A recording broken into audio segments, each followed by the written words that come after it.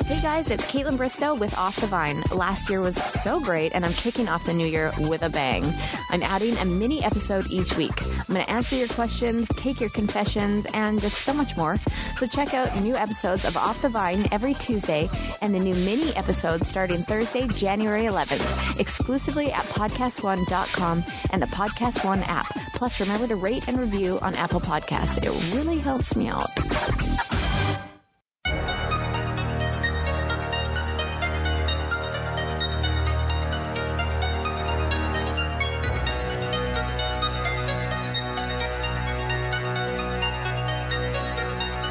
Y'all dealing with the kid. If you want to come and get it, let the outlaw get you out your seats. You want sports talk, politics, he don't give a shit. Everyone says speak, follow it. About to issue y'all a masterclass. You want to pass? Gunslinging the new podcast, see candy ass. Grab a toss bench, get information. It's your boy John Rogan. Welcome to the Outlaw Nation.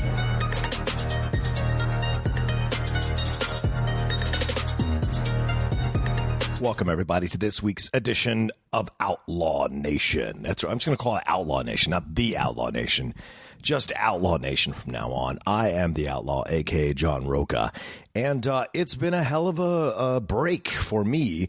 I don't know about you all, but it's been nice to relax a little bit, take a break. I didn't go home to Virginia to see my family because it just financially, there was some stuff going on, and also some other factors that were involved that didn't quite line up for me to go. But it was kind of a blessing to stay here in LA and kind of just relax and sleep in a little bit and not have to run off to go somewhere to do a show or go to work or go off and record anything. I was able to record a bunch of stuff before the break happened, and then come back and just chill out.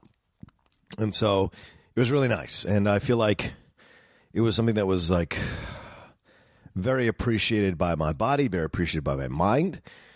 So I hope you all had a good holiday and a fun New Year's and enjoyed yourselves and, had some time. Maybe you had time with your family, you had time with your friends and, found a little more strength. I hope none of you, went deep into any of if you have any kind of depression or sadness or mental health stuff that maybe can kind of pop up on the holidays.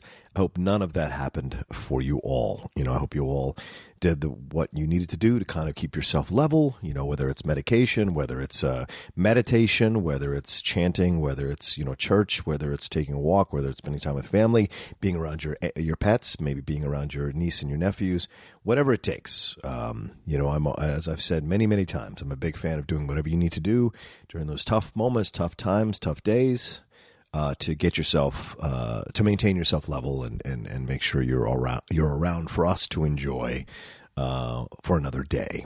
All right, so I just wanted to say that. But yeah, a really fun break. I got to hang out with my friends a lot. I mean, I did so much, I know I got to relax, but I also got to hang out with my friends and catch up with them and spend hours with them and have food and drink and watch some movies and talk about life. I got to go to the Rose Bowl to see the Oklahoma game versus Georgia. I got to experience that. So there was so much full in my 10 days, and yet I still had some time to do stuff. You know what I'm saying? So it was really an enjoyable break. But the break is over, so it's back to work. I started work again on Tuesday at Collider, so I've been on Movie Talk all week, which has been a nice surprise. Mark Ellis has been sick, so they asked me to step in a couple days, and it looks like I might finish out the week on the show. And I don't know if this is probably this isn't. So I probably hosted, by the time you're listening, I'm hosting Thursday's Movie Talk, which is kind of nerve wracking.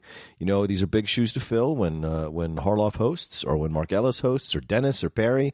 These are big shoes to fill. So I do the best I can when I host the show.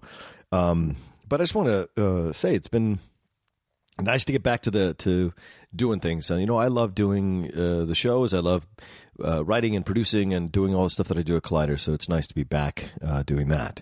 But I've got a lot of stuff. I've already lined up like a bunch of guests for Outlaw Nation. Over on the Cinephiles, Steve and I are working on an entire month of Citizen Kane. So this week on Friday, we'll talk about Orson Welles because we're both massive fans of his. We'll talk about his life, his career, the stuff he got into, some of his trials and tribulations, what have you.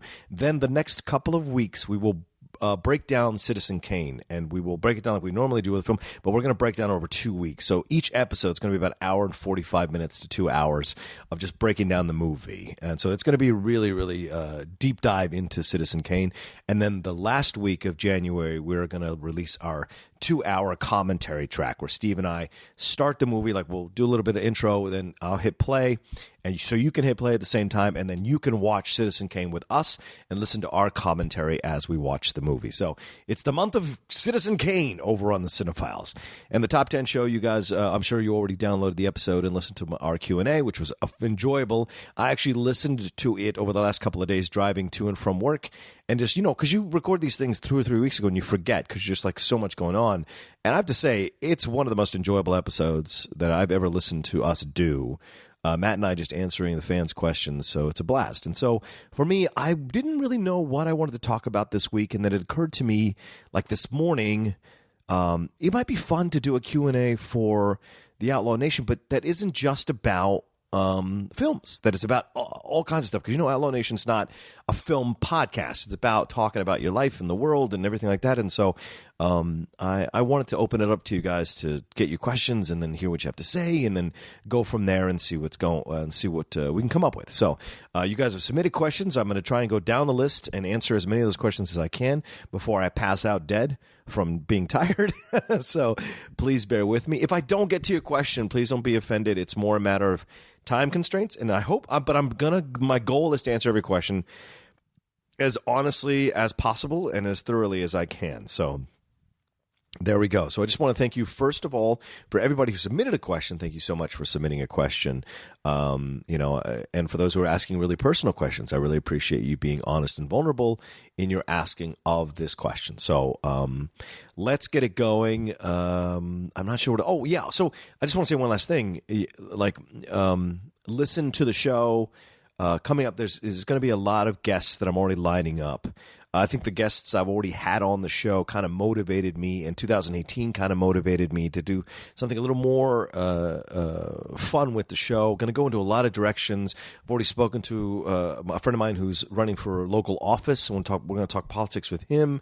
I've already talked to a couple of hosts. Scott Mantz and I are having preliminary talks about him coming on and doing an episode of the Outlaw Nation. So Outlaw Nation rather. So there's a lot. There's a lot of people. Great Drake is certainly someone we've been talking about, coming on. Mark Ellis, I'm going to try to get on the show. Christian Harloff, Josh McCouga, Ken, Grace, and Alicia would be great to have on the show. So there's just a lot. And Perry, of course, has already been on the show, but I would love to have her back. And then Emma and I have been doing this Twitter conversation, thanks to a fan, about doing an episode where we have conversation about whatever we want to talk about while we eat tacos or talk about our love of tacos. So there's a lot of fun stuff coming up with Outlaw Nation. So if you haven't been a big listener of it, I hope or a consistent listener, I hope I turn you into a consistent listener this year in 2018. So all right, so let's get it going. Let's start off, Matthew Jasso. Okay, how many times did you want to slap the other people at Collider for that horribly out-of-order top 50 superhero movies of all time?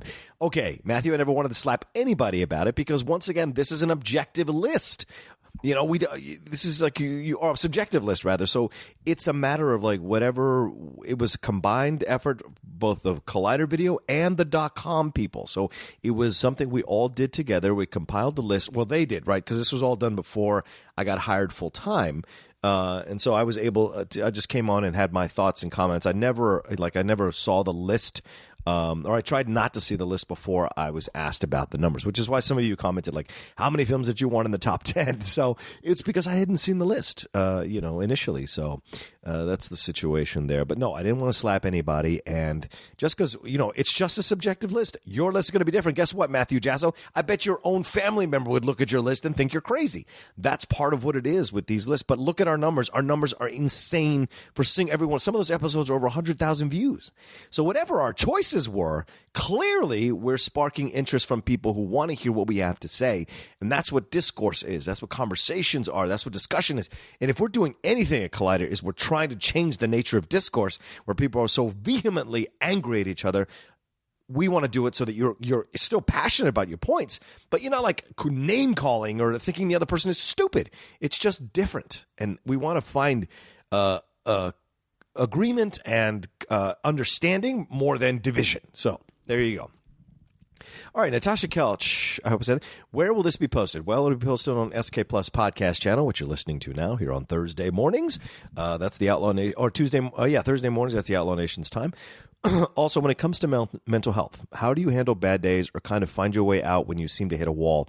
If you have not felt it yourself, then just general advice. Well, I do. I have bad days. Some days are really, really bad, to be honest with you. Some days my heart gets very, very sad.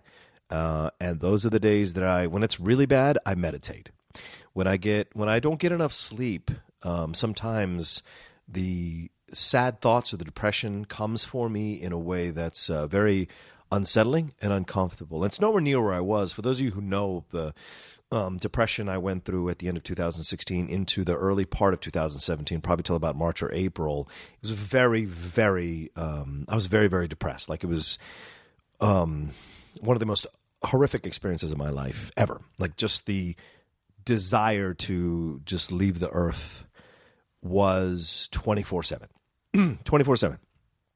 And so thanks to my friends, thanks to my own efforts to climb out of it, I was able to climb out of it. And I no longer slide into those extended periods, days, weeks, months that I was in that depression. But there are days, and if I don't get enough sleep sometimes, those sad feelings can come from me. So what I usually do is I like to meditate, and I'll meditate for like an hour. I'll meditate for 2 hours if that's what it takes.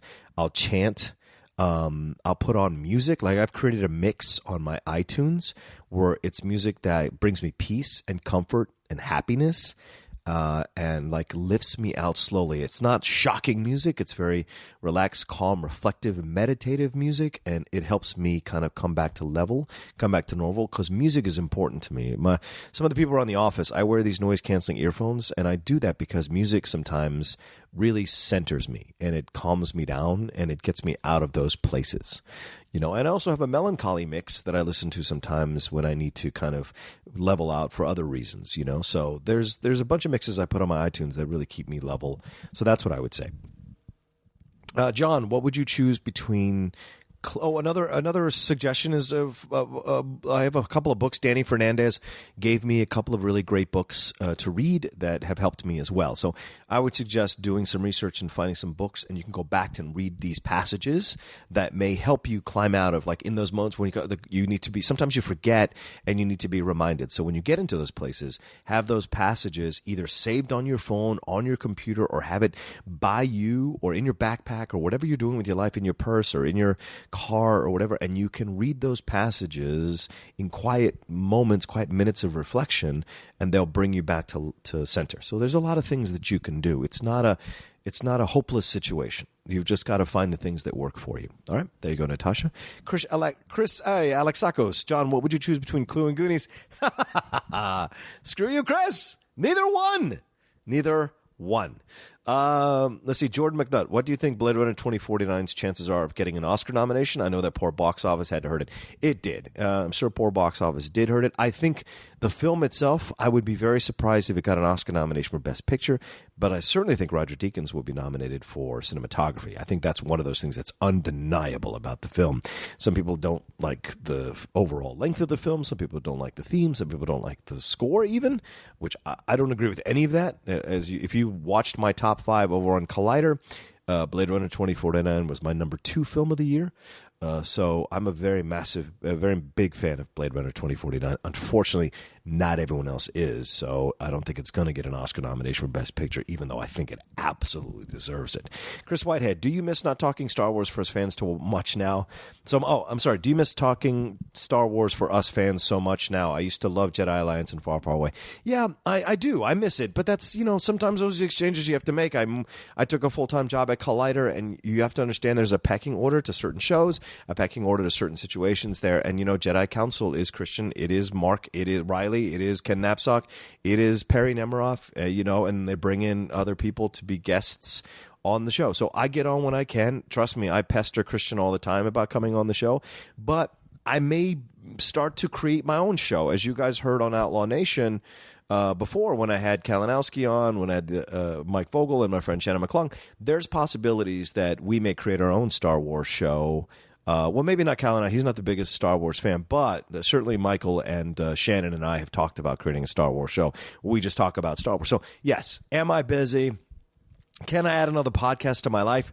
Probably not, but if it's to talk about Star Wars, I can make time for it. And certainly the three of us hang out so much that I could just bring along my mic equipment and we can just have a conversation about Star Wars. So I do miss it, so I would like to talk about Star Wars more, but Far, Far Away and Jedi Alliance were kind of not the most comfortable situations in the end, which is why I left them. So sometimes you just have to do what's best for you.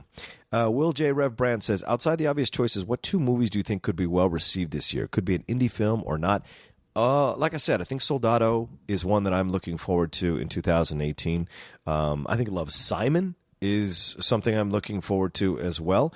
Alita Battle Angel certainly has a chance to be something that people look forward to and might enjoy, and especially on the heels of what happened with what do you call it, with Ghost in the Shell.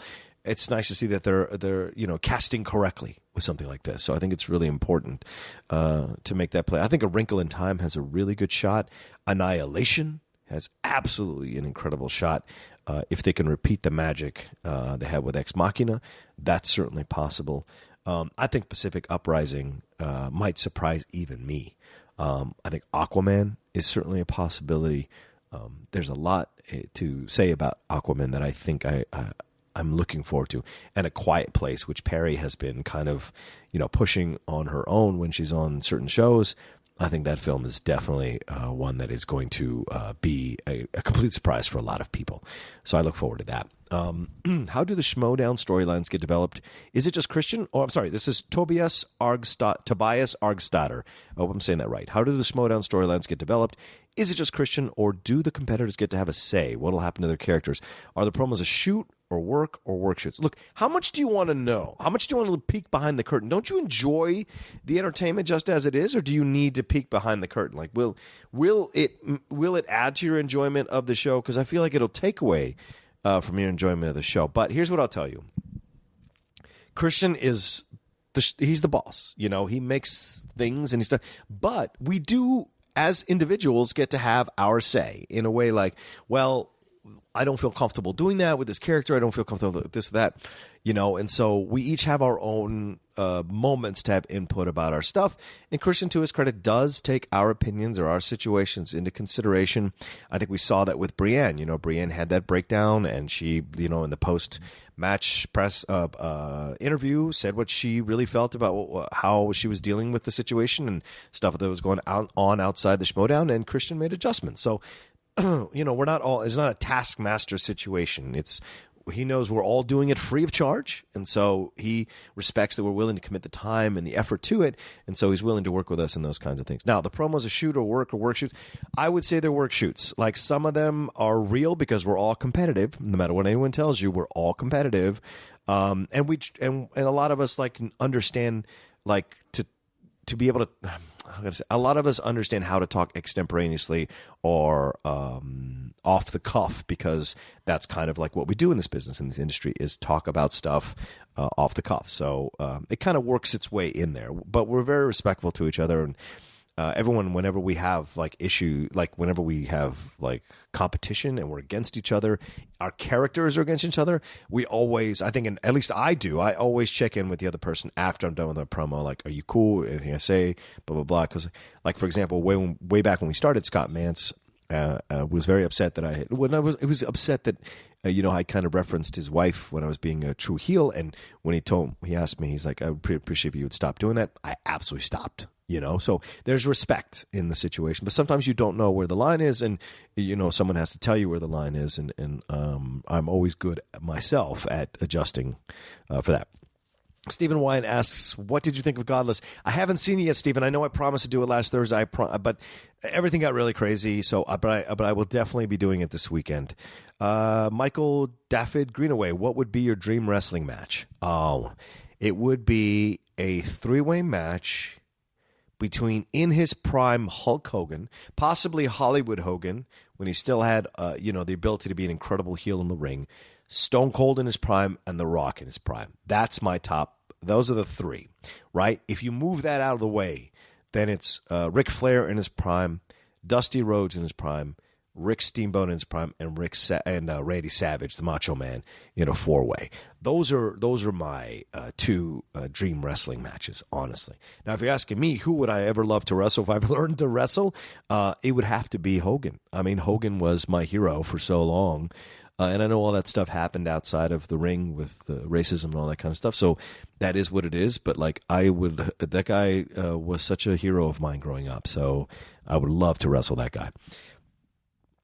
Matthew, you already asked a question. You don't get another one. If I swing back around, maybe I'll answer. Kim Ebbensgard asks, have you found the city of Dorados yet? Dorados! No, I have not. And I have not come back for another episode of Transformers Robots in Disguise. She's referencing my...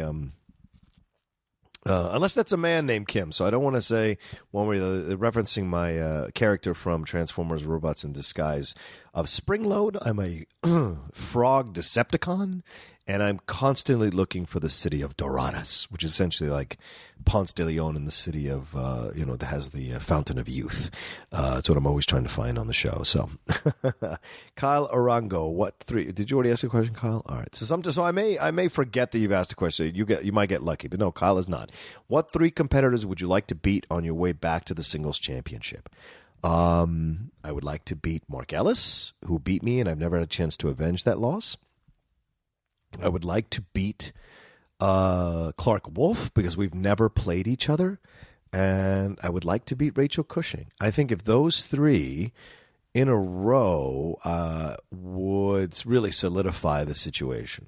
Other 3 I would love to beat on the way to the championship would be Drew McWeeny, Mark Andreyko for knocking us all out of the free-for-all last year. And who else? Drew McWeeny. Oh, and Jeff Snyder. Oh, Snyder, you son of a bitch. I would absolutely love to face Jeff Snyder one-on-one. Listen, that man, I work for that man. I absolutely love Jeff. I send him a lot of love and a lot of thoughts for him because he recently lost his mother.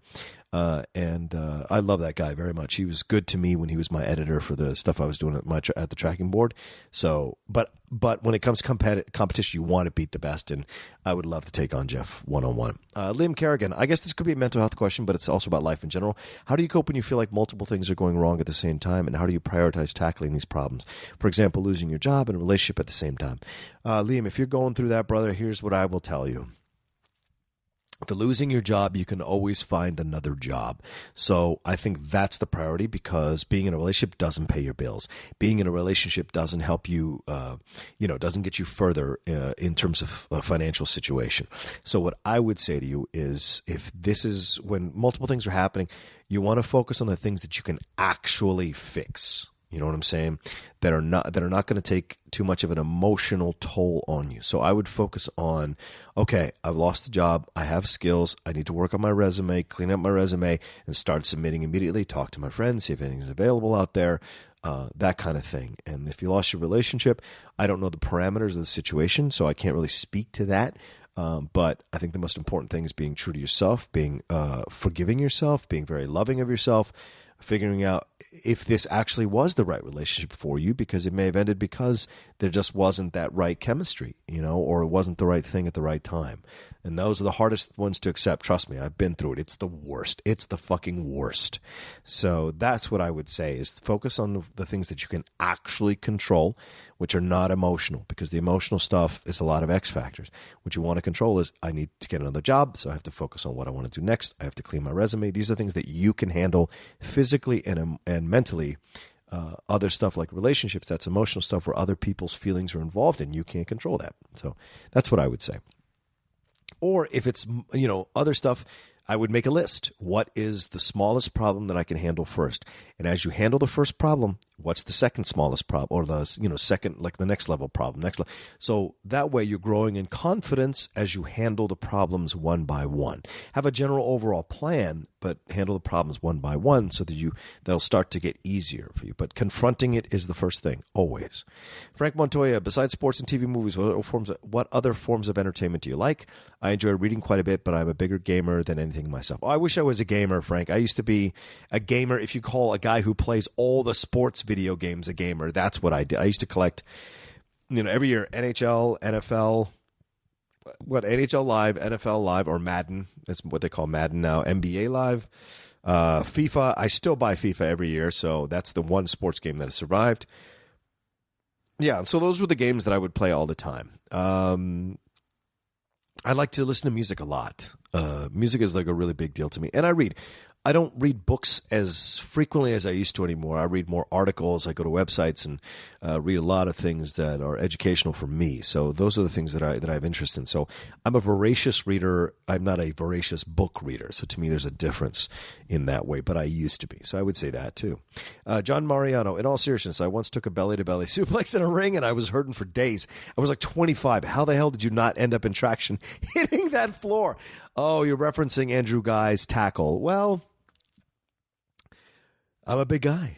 Andrew's a muscular kid. He's a young kid. He came full force. But if you watch that video, you'll see me drop my right arm and adjust my leg, my right leg. I think it's my right leg. So I have a wider stance. So when he hits me, I'm catching him. And Andrew deftly put his left arm around my right arm as he hit me so he could guide me down. So we were guiding each other down. So he hit me full force. Don't get me wrong. He hit me full force, but I adjusted to catch because I used to play tackle football all the time. Up until my early 30s, I was getting tackled on fields all over the place because I loved playing tackle football.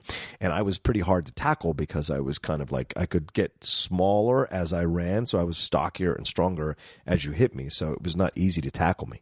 So when he came for me, I adjusted my body and let him come with full force, and then I controlled the fall down because I didn't want to hit the edge of the desk and I didn't want to hit any of the steel that was there on the side. So that's how that happened. But it was not a belly-to-belly suplex, that's for sure. All right, our next question is from Taylor Robinson. Hey, Taylor. What's going on, girl? All right, so she asks, what motivates you to keep going when you feel like everything is just completely draining, when you feel like you've hit a roadblock in your career-related goals or others are making it difficult for you to move forward with your career? So there's a lot of factors involved in this question. I think it's a good question, right? What motivates you to keep going when you feel like everything... I don't want to be simplistic in answering this, but it's just believing in myself, believing that I have something to say, believing that what I'm trying to get to matters, believing... that kind of thing, that I'm doing what I need to do to get to where I need to go. I'm taking the steps. And when I hit a roadblock, you got to understand that's part of it. Everybody's hit a roadblock who's ever achieved anything in life. That's kind of part of it. But sometimes a roadblock can be a godsend because a roadblock makes you take a step back and reassess a different way to approach a situation. So does it suck? Yes, absolutely. But with others making it difficult for you to move forward in your career, I need to understand a little more specifically what that means. Because if you have a boss who is not helping you or is like trying to stop you moving forward, then that's a whole nother ballgame. You've got to ask yourself if you want to remain in that job or if you want to go hunting around for another job where you find a little more of a conducive environment with your boss. Or sometimes we can't do that. Sometimes we just have to make it work in the situation that we're in. But we have to be stronger than that. Look at you have to look at the longer goal. What's the longer goal? Is the longer goal is the big goal to get involved in the pettiness with a person who's trying to stop you from achieving your goals and is constantly in your way? Or is the bigger goal for you to get to where you're going? If the bigger goal is to get to where you're going, then you've got to adjust your approach to the situation. Okay, this is not the greatest situation I can find myself in. Or how do I make it as workable for me as possible? So that's all I can tell you, because sometimes you can't. Sometimes I've been stuck in shitty situations with terrible bosses or coworkers who were just like assholes or who lied about stuff just for their own, so they could maintain their jobs or they can keep paying their mortgages and not get fired for the terrible things that they were doing, that I caught them doing. So, these are the things that you sometimes have to confront and go through in life. What you need to have is a strong core and a sense of belief in the value that you bring to any situation. That's what I would say, is having that belief that what you have matters and has value, because there are plenty of people who are willing to destroy your value and destroy your self-worth for their own need to feel better than you or more valuable than you or of more worth than you. You will find that all the time in this world, and people they'll seem to you like they're cool people, and then they'll do stuff, and you're just like, oh, okay. They do this because they need to feel powerful. This is how they feel powerful in their world. Aaliyah seconded it and said, would add, how do you ward against negativity, not just from random trolls on the internet, but in all areas of life? Remove them from your life. That's all I can tell you. Like, honestly, I have removed so many people from my life, and people think, oh, you're not, you're too judgmental. You do this. No, the second because I'm empathetic, I can sense unstable people. I can sense bad people in my life. And when I sense them, I cut them off. The second they do something like really unstable, or they act in a certain way that's unstable, I cut them off, or I limit their access to me, and they never get access to me again. Never. Like, do I see them at a party and have conversation? Sure. But do I ever hang out with them again, or go and do stuff with them, or do anything with them anymore? No. Professionally or personally, I don't. So those are the things that I do to take care of myself. And that's only because I've learned how to do that as I've gotten older. I've learned to see the signs of toxic people, and I just go, nope, can't have you. Now, dating and relationships is a whole nother ball game, because I think there's a lot more factors involved there that we're blind to until we're forced to face the situation. I've talked about the last 7 years of my dating situations where a lot of toxicity was going on from the people I was dating, and I was contributing to the toxicity by not having enough self confidence and self-worth or high self-worth to remove myself from those situations. So that's what I would say is the biggest thing you can do to ward against negativity is see it coming from the people that are coming, and having the strength to cut them out of your life. And they will call you names. They will say you're being judgmental. They will do all these things to you to make it feel like you're the problem. But in your gut and in your heart what's best for you. You know it at the most like the deepest level they can be, the Ant-Man subatomic level that there is there. You know what works for you and what doesn't work for you. And if a person's being toxic, you got to cut them out of your life. And I don't care, family member or friend. You've got to do what you need to do to survive, because they're not going to live your life. You're living your life. So that's what I would tell you. David Morris, how do you choose the right hat for you? Honestly, that cowboy hat has been around for a long time in my world. So I was a big fan of that kind of stuff living in Virginia, and so I got a cowboy hat. And those sometimes I wear my cowboy boots. Those are custom made, $350 cowboy boots that I had for Christmas. So I'm very clear about. But a new hat is coming for the Outlaw. Let me just tell you that right now. A new hat is coming. All right, Ralphie Pinder, no question, but I'm glad you're feeling better now than last year. I'm also glad you gained so much positivity from us, just like we all do from you. Oh, thanks, Ralphie. Whatever demons haunt you, just know you'll never have to face them alone. And that also goes out to everyone who can read this. Thanks, man. Honestly, I appreciate that. We all have them. The more you move up a chain, the more you start to achieve your dreams, the stronger the demons come for you, because there's more to lose. So that's just part of life, man. Aaliyah Moore, I don't know if I should answer this one, Aaliyah. What westerns would you recommend for someone who hasn't seen? What westerns would you recommend for someone who hasn't seen a lot of them, but wants to start watching more? All right, so Young Guns. That's Ralphie. I cannot agree with that. Salvation was great. Michael Dafford Greenaway said Salvation. I loved Salvation, but that's more. Those are more. You got to start them. Don't start them in the more obscure, unique westerns. You want to start in the main one, so they get a taste for the genre, and if they like the genre, they'll explore the more fringe westerns. Paulo Oyama said Slow West. Slow West is fantastic. Once again, those are kind of fringe. Assassination of Jesse James by the coward Robert Ford is fantastic. It's a little more fringe. I would say you want to focus on The Searchers. You want to focus on Unforgiven. The Man Who Shot Liberty Valance is great. Wild Bunch is a little more unique. Again, that's Peck and Paw kind of messing around with the westerns, kind of a neo-western. I would say the True Grit one, the remake, not the original. The remake is really good. If you enjoy the Clint Eastwood, those three, for a few dollars more, The Good, the Bad, and the Ugly, A Fistful of Dollars, those are all great. If you like more romantic westerns, I think Open Range is a really fantastic western that has a romance aspect to it. There are some great John Wayne ones like The Cowboys, Rio Bravo, Red River. Those are all possibilities. High Noon is also a possibility if you want to see something that's a little more about what it's like to stand against everyone because you know what's right, a principled one. What else would I recommend? Well, there's some John Wayne. Yeah, I think those are the ones that are good places to start. Honestly, those are great places to start. And then from there, you can start to explore Randolph Scott Westerns. You can start to explore more of the like fringe type approaches to like McCabe and Mrs. Miller, or what's Billy the Kid, the one with Bob Dylan. You could explore that. Pat Garrett and Billy the Kid. That's the other one. Yeah, that you can explore. So there's a number of ones that there's a number of ones that you can. Once Upon a Time in the West by Sergio Leone is another one that you can explore too. So there's a lot. And with Eastwood, you can't go wrong. There's not a lot of bad Eastwood westerns. Outlaw Josie Wales, Pale Rider, High Plains Drifter.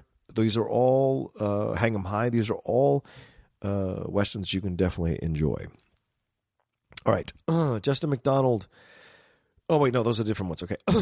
Kim Evansgard, you already asked a question. Oh, but you know what? I'll answer this one. What was it like being on Pencils and Parsecs, playing some Star Wars RPG? And can you recommend the experience of playing Star Wars pen and paper RPG as such?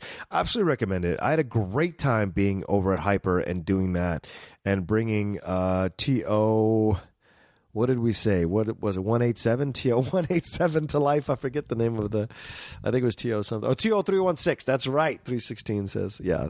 So it was TO 316, the Outlaw being TO. And that was a lot of fun. And Emma and Hector and Kim Cannon and the whole crew over there at Hyper were really great to have me for 2 weeks in a row. And I had a blast. And I hope they can ask me back. I would love to come back and have a good time with those guys. Those guys over at Hyper are just great, great people. And so I had a really good time being on Pencils and Parsecs. But it was my first time doing RPG.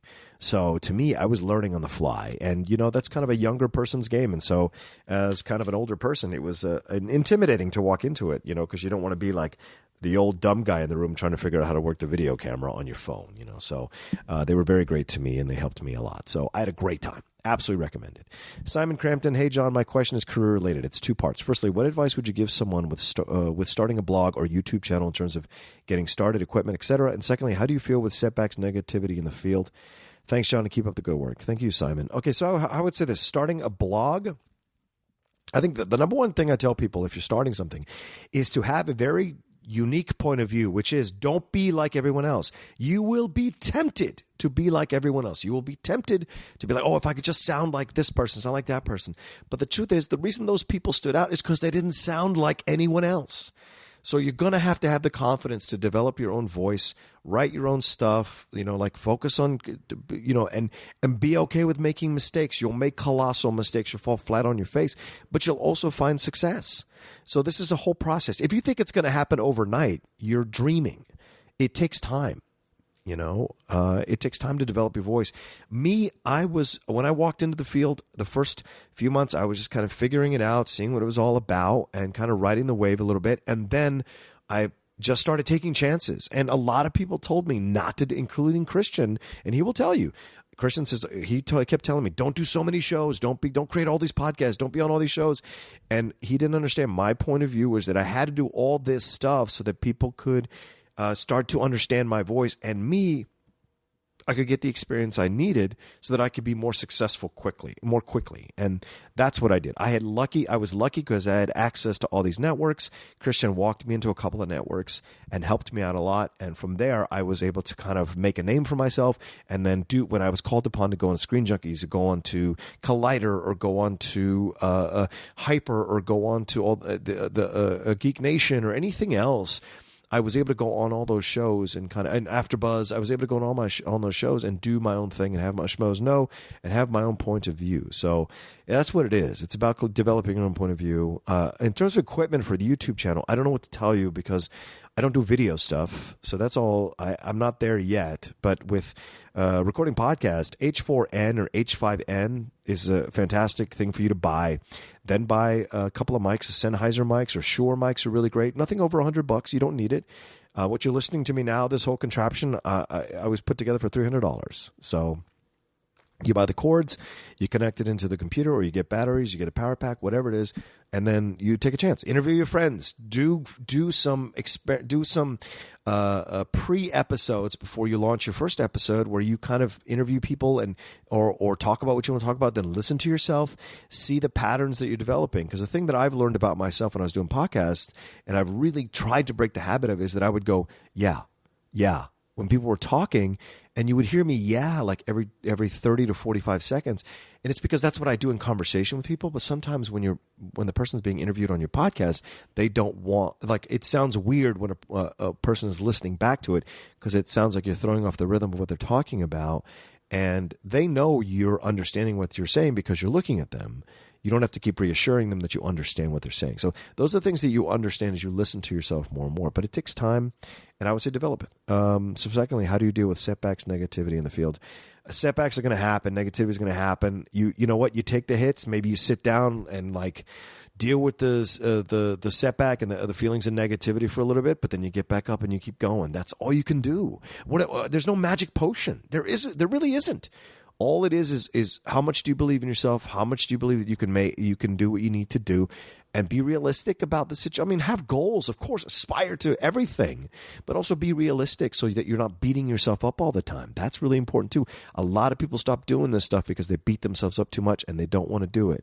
But sometimes you got to pick that cross back up and keep walking. And that's just part of it. So that's what I would say. The setbacks and negativity, it happens to me still in certain situations. I'm not where I 100% want to be yet. I'm still working towards where I want to be. All I do is just trust that things are going to work out. I chant. I do. Really finding the Buddhism stuff was very, very important to me at the right time in my life. All of that stuff is all is essential. So I really focus on taking care of myself so that when the negativity and setbacks happen, I can get through them quicker rather than wallowing in them for days, and that's the danger of negativity. All right, Jamie Hubbats. Hey, what's up, Jamie? So I'm starting my own movie game review website hopefully this month. The idea is not that I am only writing reviews. I also want to talk about movie game news or anything in those worlds that I'm interested. My question is, do you have some advice? This is the only thing, once again, have your own voice. What do you like to see? If you're going to develop video stuff, what graphics do you want? What fonts do you enjoy? Look at other websites, look at other YouTube channels, see their style, and if it works for you, then you can do a version of their style, but it has to be your style, your unique voice. So if it's a style that appeals to you and you know it and it feels like organically correct for you, then great, but you got to make it your own. That's really important. Have your own voice, have your own point of view. Do research, be layered, be confident, have facts, and then develop your own opinion. That's really important. So there you go. Alan Bennett, any plans on visiting the UK or any other parts of the world in the near future? What would be your top destination? Maybe Anfield to take in a match. Man, Alan, I would love to go to Anfield. I've yet to go to Anfield. You have to go to any soccer stadium outside the United States other than when I visited the Stade de France to see the World Cup in 1998. See the trophy. I didn't go to any of the games because the World Cup was over by the time I was there. But yeah, I was planning on visiting the UK this year in the spring, but at this point, I might have to wait a little bit. Just there are some things that are kind of unstable a little bit in terms of things that are going on outside of Collider. And so when those things stabilize a little bit more, then I'll be able to be a little more confident in planning a trip to Europe. But yes, I definitely want to go to Europe this year, hopefully in the summer at this point. Name 5 movies. Oh, David Wright. Name 5 movies you'd love to do in the Cinephiles. Godfather 1, Godfather 2, Scarface, Seven Samurai, which we haven't tackled yet. And we have to do some Hitchcock. We haven't done any Hitchcock. I would love to do some Hitchcock. So those are 5 that I can think of offhand.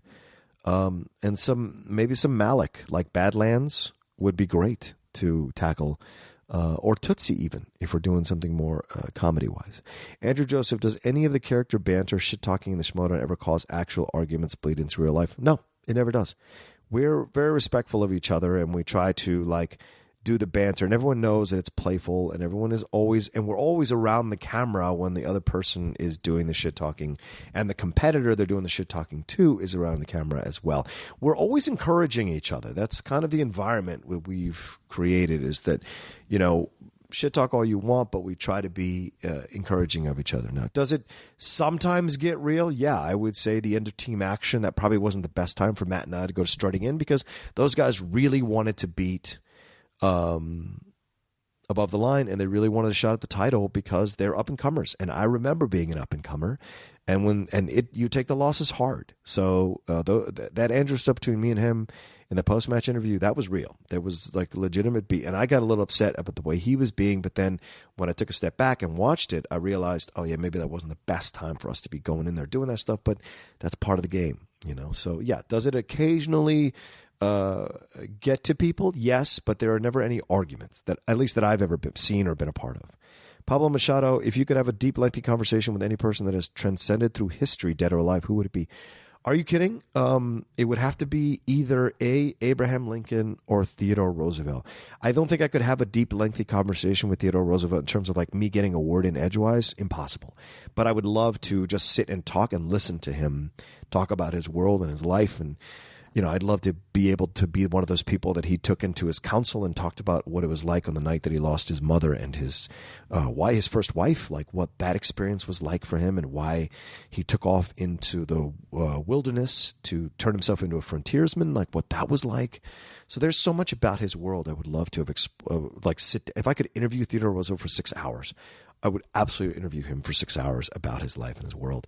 Abraham Lincoln is someone that I could definitely get into a deep, lengthy conversation. It would be more like student to teacher. Like I would want to learn from him so much because I think he's one of the most intelligent men and most calm men in incredible circumstances, in a hurricane of circumstances. The country could have imploded. Our country could have ended. We could have split into 2 separate countries, which is insane to think about now. Well, you know what? Maybe not insane to think about nowadays, but certainly for a majority of my life, it was insane to think about. And so those are the 2 guys that I would really enjoy having a conversation with. Mikey Solar, Christy Musta, who are you rooting for to make it to the Super Bowl, and who do you have winning? I'm rooting for the Vikings. If Case Keenum can take you guys to the Super Bowl, I would be shocked, to be honest with you. I think he's going to get exposed at some point in the playoffs. That being said, your defense is amazing and will probably bail you out if Case gets a little of the playoff jitters. Who am I rooting for to make us? Pittsburgh. Pittsburgh's always my second favorite team behind the Redskins, and so I like the Steelers.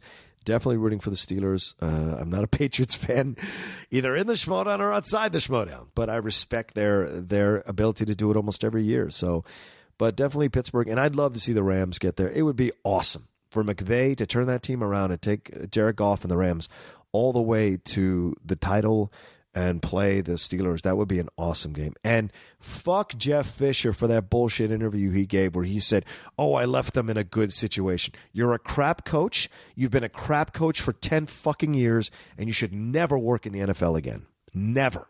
And it was one of the most self-serving, ridiculous things I ever saw in my entire life to hear him kind of take credit for what McVay's been able to do. It is ridiculous. That dude is a joke.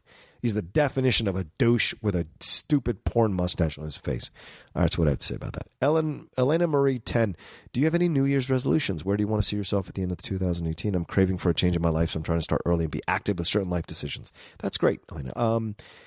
Yes, I have some resolutions. One of those is to get back in shape, and I don't mean that as normal type of stuff. I've kind of gained like 5 to 10 pounds over the last 8 months that I've been at Collider, and a big reason why I lost a lot of the weight that I did. If you see like January or February videos of me or December videos of me, the reason I lost the weight that I lost was because I was in a deep depression and I wasn't eating at all, and hardly ever.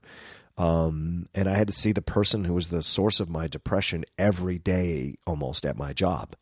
So, well, she wasn't the source, rather. I don't want to be mean in that way. I mean, that person was the final straw, was the trigger that caused the depression because of the way that person treated me and lied about things and, said stuff behind my back to other coworkers and, tried to manipulate the situation. That person really kind of broke my heart in a lot of ways because she broke my trust. And she broke my heart because I kind of was I surrendered a lot of my vulnerability to her, and to have her like turn it around and do negative things with it and tell all her friends about the mental health stuff that I was experiencing as a reason for her to leave. It was just very heartbreaking to know that a person that seemed so sweet and so nice and so giving was actually pretty narcissistic and self-serving and selfish in her behavior to survive. And I will get to that point when I 100% forgive her, but I'm not quite there yet, and that's part of my journey. But once I climbed out of the depression in April, my appetite came back, but I haven't been able to work out because I've got some feet issues, so I'm trying to work that out as well. So yeah, at some point I will be doing that. But some of my other resolutions are to, how can I say this correctly? I know this is crazy for you all to hear, but to do more things. Like, I'm even more driven in 2018 to do more things. So that's my thing. Like, The Rock posted a video of himself getting on a plane at 1 a.m. to Beijing, China. And he said, it was a nice take a couple of days of break, and now it's back to work. And that's how I feel like I'm back to work. I want more opportunities to do more things. So that's kind of my goal, is to kind of be involved in more things. I'm going to spread my wings a bit more. I may do some solo stuff. So this is like, I'm just kind of like figuring that out as I go along. And so some of these resolutions are for me to have inside, and I've had conversations with myself about them. They're my resolutions. So all I'll tell you is that I have some very strong things that I want to accomplish this year, and I'm going to make them happen. That's all I can tell you. And one of the big ones is to get into a fulfilling and good relationship with a woman. Absolutely. That's one of the number one resolutions this year, is to find an incredible woman to be in love with, who loves me back, and build a strong relationship from the ground up. Because I've been through what I've been through, and I've come out the other side, and I did some incredible therapy work that like really solved a lot of the stuff that I've been experiencing in a number of my relationships. So I'm in a way better place to approach a relationship from a very strong situation and develop a very strong foundation that is equal and built from there. And so I'm excited. I'm excited to find someone to kind of like start the process. So we'll see. We'll see if that happens. But it's certainly a resolution of mine. Russell Howell, what movies coming out in 2016 are you most looking forward to, blockbuster aside? I think I answered that already. So I hope you don't mind I don't answer, Russell. I think I already answered it earlier. Where do you see yourself, or where would you like to be by the end of 2018? I would like to be in a good position. I'd like to be in a stronger position than where I'm at now. I would like to have even more experiences that were amazing, like I had in 2017. More memories, stronger relationships with my friends and my family. All those kinds of things. Absolutely. And like I said, I'd like to be in a very strong relationship by the end of the year. TJ Pellin, do you want to make appearances at conventions like Comic-Con or do other fan meetups? We'd love to meet you in Milwaukee or Chicago. I would love to. If people want to invite me to come to these things, absolutely. I would love to come to any convention or Comic-Con or whatever. If people are willing to come out and meet me, that'd be awesome. Or as the voice of Springload on Transformers Robots in Disguise, great. I mean, if you guys know how to hook all that up, send me DMs, let me know. And if people want to pay to fly me out to be at conventions, I am absolutely happy to do that. Either representing the Schmoedown, Collider, being the Outlaw, whatever, I'm happy to do it. So it's very nice of you to ask that, TJ. Amelia Faye Borger, what advice would you give to someone in college that is having trouble balancing their priorities, being studies, making friends, staying healthy physically and emotionally? Okay, Amelia, here's what I'll tell you. My first trip to college was hell. I wasn't ready. I didn't understand how to balance priorities, so I understand your question. Absolutely. I came back to college after coming out of the military, so I had more discipline about how to handle my world, and I was also older, so I knew how to make... I knew how to do what I need to do to get to where I need to get to. So here's what I'll tell you. If you're a young person, Amelia, unfortunately, it's just going to be about trial and error, right? I would say making friends is nice. Staying healthy is important, sure.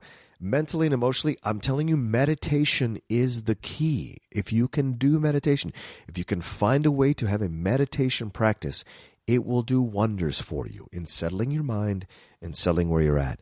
Unfortunately, if you're like if you're 19, 20, 21, 18, you're still figuring things out. So you're going to have some mistakes. You're going to have some great successes. You're going to like meet cool people, but people are also going to maybe backstab you or do something selfish that hurts you.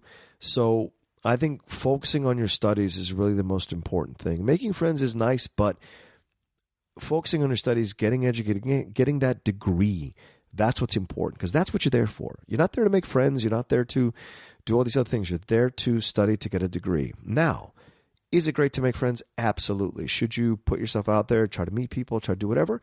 Absolutely. But there's plenty of clubs that you can join there on campus. And I don't mean fraternities, I mean clubs that you can be a part of and meet people at. So maybe finding clubs that like kind of mirror and help you with your studies and also open you up to meeting new people. Or if you want to have a break, then you join a club that's kind of more fun club and you'll meet people at that club and I guarantee you'll make friends quickly. People want to be friends with each other. So that people want to find friends. So you'll find people just like that. As far as staying healthy, I'm sure there's a campus gym. So I would say you have to make the sacrifices, right? Figure out how much sleep you actually need a night to function in your world, to be successful in your world. So unfortunately, if you can't work out as consistently as you would like, you're going to have to adjust your diet. That's the key. Your body has metabolism because you're young already. So the key is if you know that you've got a papers coming up, you've got finals coming up, you've got commitments to clubs or your friends or fraternity or whatever you're doing, you might not be able to make it out to the gym. You're going to have to adjust your eating habits. Not so much bread, not a lot of carbs. Healthy fats, proteins, salads, water or iced tea, no soda. Those are the adjustments. If you're going to drink beer, if you're old enough to drink liquor, not beer, because beer is the one that puts on weight. Liquors, you can process liquor quicker in terms of working out. You can sweat it out easier. So those are the suggestions that I would make. And now, I am no lifestyle expert, so I take no responsibility for you listening to any of my advice. You do as you see fit, but these are just suggestions. Shell Ash. Hey, Shell. How's it going? Hey, Roka, where do you see the Outlaw going in the Schmoedown in 2018? To the top! That's where I see him. To the top with the belt one more time, winning the tag team belts and winning the singles belts. Do you think there might be an opportunity to be an audience for the Schmoedown? Because I would travel to America. Shell, if you come to America, I will personally make sure you can come to a Schmoedown that we are shooting. Abso-damn-lutely. Shell, if you can come to America, if you're actually considering it, let me know, and we will figure out a way to get you to a Schmoedown. We have plenty of fans who come watch our Schmoedowns live. You've seen it late to the party, Take 3, all the belts, all the people who came and watched Schmoedown Spectacular. They're all in the audience. Taylor, who just answered a question, she was there. So many. Finally Tailored is her review YouTube website. So there's plenty of people we've had at these Schmoedowns. So if you can make it to LA, Shell, and Burbank specifically, then I will make sure you can get to a Schmoedown. James Spence, how was your back after that tackle from your son? Oh, Andrew Ghai. And if you can reveal it, how prepared were you for it story-wise? I'll be honest with you. I forgot about it because I was so surprised that we destroyed Team Action. We destroyed them. Essentially a KO. I mean, I guess it's a TKO, but essentially a KO. And when I came around the corner, I was just so happy that all the fans who were worried about us losing, I was pointing at them, and then I saw Andrew start to run, and I was like, oh, that's right. And as soon as I said, oh, that's right, I dropped my right arm, moved my right leg, because I knew that I only had a split second of time to get into position and took the hit. So that's how that went down. So I was prepared a little bit. I wasn't massively prepared for it, but we made it work, and everybody loved it. So it was great. Courtney Ellen Case, I have two questions. One, I've seen the backlash that Star Wars Last Jedi is getting. Can I ask if this is a case of old school Star Wars fanboys having a movie tell them they are jerks and them not liking it? Ready Player One, will it be a return to geek glory for Spielberg? All right, Courtney, this is a good question. I've seen the backlash. Great. Okay, can I ask if this is a case of old school Star Wars fanboys having a movie tell them they are jerks and them not like? No, I don't think the movie tells you that you're a jerk. I think what the movie tells you is that we're not going to answer the questions the way you want us to answer the questions. We're going to answer the questions the way we want to answer the questions. And it's up to you to decide if you like the way we answer them or not answer them. But I don't think they insult you guys or us at all. When Luke throws the lightsaber over his shoulder, that is that's a tough situation. And you could read that as them saying, oh, you spent 2 years trying to figure out what the lightsaber was. Guess what? It's nothing. I could see that. But the other point of view is that Luke is so adamant that he doesn't want any part of this, that he is being as abrasive and brutal as possible to Rey so he can discourage her. Right? It takes Chewie like knocking down the door for Luke to finally listen. And even then it takes R2 showing him the video of Leia asking for help from A New Hope, which is a great moment, by the way. Jesus Christ, that moment breaks me in half every time.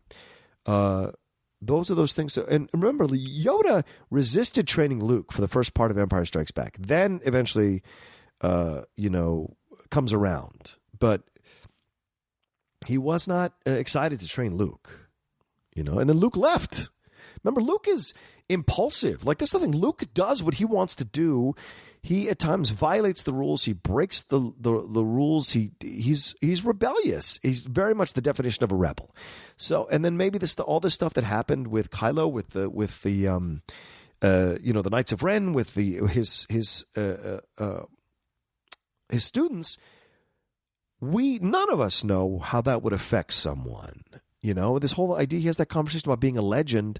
All of that is there, like this idea. So he may not be the Luke. You wanted to see this Luke Skywalker hero, right? And he said, "What do you think, that I'm going to face down the entire First Order by myself with a light sword, right?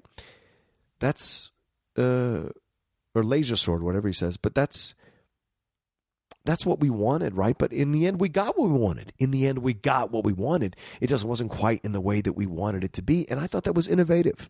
So, I don't think they were insulting the fans at all. I think people are reading into that their own way. Why would they insult their fans? Why would they insult the hands that feed you? You never bite the hand that feeds you. I think people are reading into that. Ready Player One, will it be a return to geek glory for Spielberg? We shall see. Not everyone's been great about it or happy about it. So I would say we shall see. All right, Christopher M. Dome. Hey, Christopher, how are you, man? Hey, John, I'm working toward moving to the California area, hopefully in 2018. God help us all. Do you have advice for the transition period moving so far from home, like advice for settling in once I've actually moved out? Brother, there is nothing like living in L.A. There is nothing like moving to L.A. There's nothing like dealing with L.A. You are going to have trials and tribulations, my friend, and it is a tough transition. People out here are very focused on themselves, very much about wanting to accomplish what they want to accomplish. So you're going to have to come out here with a very strong sense of self. That's what I would say. It's very important. First 5 years I was here, I was stumbling around all over the place trying to figure out what the hell I was going to do in this city. I wanted to run back to Virginia at every chance I got. I wanted to move to New York because I was a stage actor and that's where I was going to be successful. What am I doing here in LA? I was doing these plays that weren't satisfying. I was very unhappy with my life. And I had a breakdown in 2005. I had to go. I went to therapy for 3 years rather, and that really kind of solidified everything for me. And I had to come to terms with the stuff that I was dealing with there, and that was to help me enrich in my friendships and deal with the death of my father. So there was a lot of that was going on. And I was at 30 when I moved out here. So it just all depends on how strong you are, how determined you are, and how willing you are to deal with the hits. Because you're going to get knocked down, you're going to have failure, but you're also going to have incredible successes, and you're going to have access to so much more things than you ever had access to before, unless you live in New York or Chicago, one of the bigger cities. So that's what I would say. That's my advice is have money when you come out here. Don't come out here poor. Have some kind of nest egg that you can live off of or make work for yourself, because you might end up in a situation with terrible roommates just to kind of make it work. You'll be incredibly unhappy. It might stagnate your growth, stagnate your advancement. So there's a lot that can happen. So I would say come out here, visit for an extended period of time, explore, see if you can get a job, see if we can get whatever you need to do to survive. Look around and then start making a plan. That's what I would say. Scott McNamara, hey Outlaw, what kind of hobbies do you like to do besides movies? I like to hike. I like to hang out with my friends and drink at the breweries. That's always a blast. I don't know what else. I like to go on bike rides. I like to listen to me. I talked about. I like to listen to me. I like to discover and explore new music. I like to do that as well. And yeah, that's my life, man. I mean, everything else is focused on the career. Tim Platt, what are some of ways to raise self-esteem and not constantly need validation from others? Much respect from the DC area. Tim, this is a very good question. What are some ways to raise self-esteem and not constantly need validation from others? Tim, the only way you're going to do that is to come to terms with the reasons why you have low self-esteem, the reasons why you struggle with your self-esteem.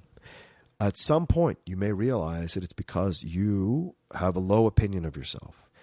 And if you have a low opinion of yourself, if you've let other people create a low opinion about yourself within you, then this is something you're going to have to confront and process and get through. And at the end of the day, it may take a lot for you to do it. You may have to read a lot of books. You may have to go into therapy. You may have to cut out family members from your life or friends from your life who constantly push the narrative that you're not good enough or you're not strong enough or you're not worth it or worthy. Those are those things. So to me, these are the ways to raise self-esteem is to be good, to write down the positive things about yourself, to focus on using those positive characteristics of yourself in a positive way. Help others be constructive in your approach to the world and see what works for you, and have a strong sense of self, like who are you, and go on these journeys and don't let anyone intimidate you from doing it or stop you from doing them. People are going to ridicule you. They're going to make fun of you. They're going to call you gay or stupid or weak or a wuss or any kind of connotations they can come up to call you weak or to call you, because they're afraid to confront their own shit.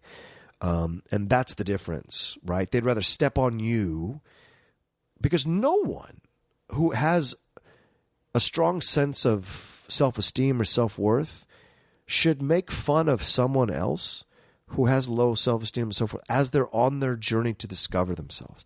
They should encourage them. And when they're confronting these issues, they should be like, yes, what do you want to talk about? I'm here to help you. Those are the people you want to be around, is the people who want to help you and want to encourage you and want to build up your self-esteem. If you have a friend, even a really great friend you've been friend with for 15 years, sometimes you might have to cut them out of your life in order to build your self-esteem, to build your self-confidence, to build your self-worth. It's what happens. Trust me. I had a cut out a friend of mine who had been like incredibly terrible to me. Not terrible as a person, but his constant negativity about everything was overwhelming and depressing, and he would bring me down. And he was obsessed with this ex-girlfriend of his that he would like break into her emails and read her emails and do all these it was just constantly having to keep him afloat, and it was draining my energy.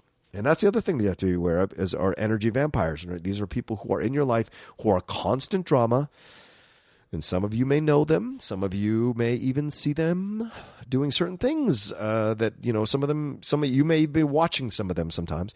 They're constant drama all the time. There's something wrong with them all the time. There's something wrong with their friends all the time. Something wrong with them, and they're like constantly looking to other people to tell them about their drama so they can make them feel better about themselves. That kind of stuff, you got to cut those people out of your life or limit your access to them, because they are energy vampires. Because all they want is the attention, and they will get it any way they can. They'll play any victim game. They'll play any game they can to get attention. You're gonna have to cut them out of your life. That's what I'm telling you. And then read books that tell you techniques of how to elevate your self-esteem, and then figure out the ways to believe in yourself. It's really important. Those are the things that I think you have to do. Kristen Smith, I've got a day job that pays very well and I enjoy parts of, but mainly I really don't love what I do. I'm trying to balance my actual job, which is more important, my family, and various online pursuits. I want to make more content, be more free to make creative content, but I struggle to find the time or motivation after everything is said and done. Do you have any advice that might help me figure out a good balance? Yeah. Let me see here. I've got a day job that pays very well. That's great. But mainly I really, you don't love what you do. Okay. I'm trying to balance my actual job. Okay. Which is more important, my family and various online pursuits. I want to make more content, be more free to make creative content, but I struggle to find the time or motivation after everything is said and done. Okay. If you struggle to find the time or motivation, the motivation thing is unique to every person. I'm motivated every day. It's not easy, but I'm motivated because I see success when I motivate myself. I see success when I'm constantly pushing to achieve things. I see success. Now, is it in the success and the level that I want to have at the time? No, but I know that it's steps. So I see some success, and that leads to the next success, needs the next. So that's what it's about. It's about just to keep you. The motivation is that the harder you work, the success will come, and you have to understand that. Like if you're looking for temporary or what would I call it? Immediate gratification, 9 times out of 10, you're probably not going to find it. You got to understand that what you're doing is for the bigger goal. And that's what's important. You have to come up with smaller goals that you want to achieve and then a large overall goal that you want to get to. But the smaller goals are what are going to motivate you. Once you achieve those smaller goals, you do like one goal at a time. As you're achieving them, they will give you strength. And then one moment you'll wake up and you look behind you, you look like, oh my God, look at all those goals I accomplished. And you're even closer to your larger goal. So struggle to find the time. I understand that the time, but if you're looking to be gratified by, oh, I got 187 views or 2,000 views or 30,000 views, then that's the wrong way to approach it. Honestly, that's the wrong way to. Yes. Do you want views? Do you want people to watch your stuff? Yes. But the motivation should be the more I do it, the better I'm going to be at it. The more I do it, the more I will understand what I'm doing, and so finding the time is true because you get exhausted. I know you have a family. I know you have dogs, and I know you have a marriage and all these kinds of things, Kristen. But so it's a matter of how much do you want it? Girl, it always comes down to that. The world comes down to how much do you want it? Always. And if you're looking for outside validation for why you want something, you are going to fail every single time. It's about you wanting it. How much do you want it? Do you need other people to validate what the fuck you're doing? And if you do, you're lost. You're not going to make it. All right? You got to want it. So you got to create it and be satisfied with what you create and get better at what you create and then put it out into the world and see what people say and maybe take some constructive criticism, but constantly be you've got to pound the pavement, knock on the door. That's what it's all about. All I can tell you about finding the time, I make the time because it matters to me. You know, I'm unique in this way that I only need 5 or 6 hours of sleep. And the rest of the time I'm working towards what I want to get to, where I want to get to. This is my drive. You know why? Because I finally found what I want to do. And so this is my motivation. Having another job can deter you from the motivation. Like I had to take the chance to walk away from Universal Studios to take a chance on a full-time job at Collider. It's what I wanted to do. These YouTube channels can be very unstable. You never know what can happen. But I also know I was happier doing this than I was working at Universal Studios. Universal Studios was consistent 35 hours a week. I could have worked consistently for the next 3 to 4 years in the position I was at as a wallkeeper. I could have done it. But where is that going to get me to my goal? Do you know what I'm saying? So those things. Now, if you're making more money at the job, a day job that pays you very well, then you can use that money to build your studio. Use that money to get the right equipment. Use that money. And you don't need to shoot for more than an hour. Like if you're thinking that this is incredibly difficult, no. Sit down, turn on the camera, have what you're going to talk about, and then record yourself for an hour or record this podcast. These are the things that I make time. Like it's a Thursday night and it is 10 o'clock at night, and I'm trying to answer all your questions on Outlaw Nation. Why? Because it matters to me and I'm making the time for it. Would I rather be lying on my couch, listening to my music, relaxing before I go and host Movie Talk tomorrow morning? Absolutely. But I have a responsibility, commitment to this podcast and to this show and to you guys, and so I make the time for it. So that's really what it is at the end of the day, is how much do you want it? And if you want it badly enough, you'll make the time for it. And that's what I really believe. But if you're looking for other people to read your stuff or watch your stuff and kiss your ass and get a shit ton of views, that's the wrong way to approach it. Create content that's unique.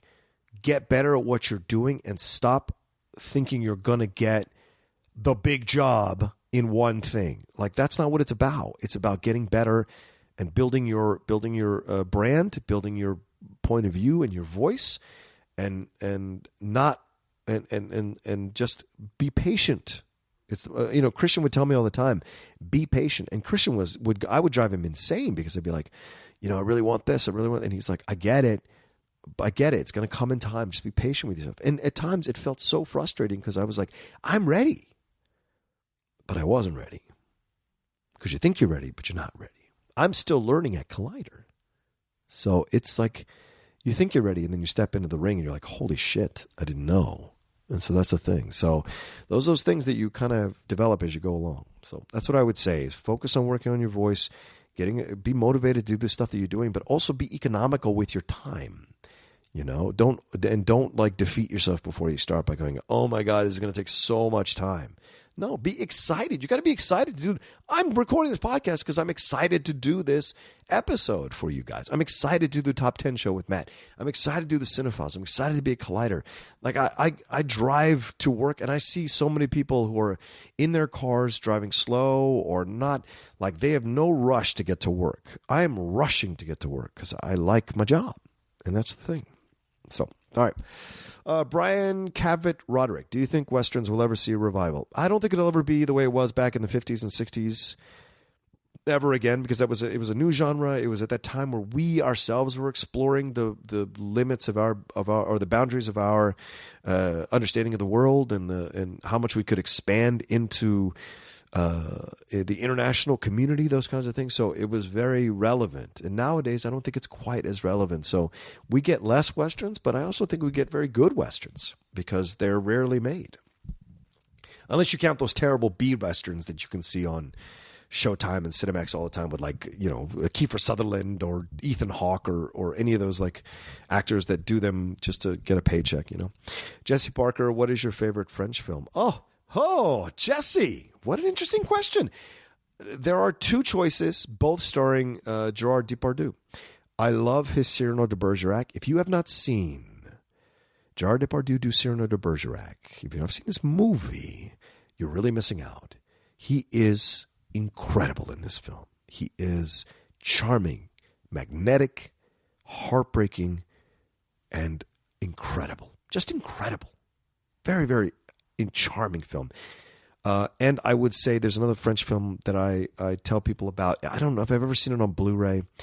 It's All the Mornings of the World, and I hope I don't butcher this French. It's Tous les matins du monde, Tous les matins du monde, and it is also Depardieu, but his real life son plays him as a younger version of himself because he appears in the movie as an older musician, a violin player or teacher, and he is sparked by something that sparks a memory, and then the movie goes back in time to tell his story about how he fell in love with the love of his life, who was the daughter of his first teacher, who taught him the cello or the violin, some instrument that he was playing.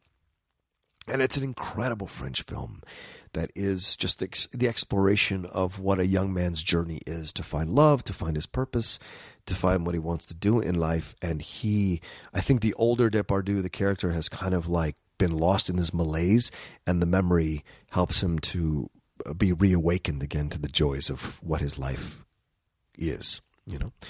Two very good French films. And of course, Breathless. I would say Breathless is fantastic as well. Go and watch Breathless. Matthew Jasso, what is your favorite Donnie Yen film? Iron Monkey.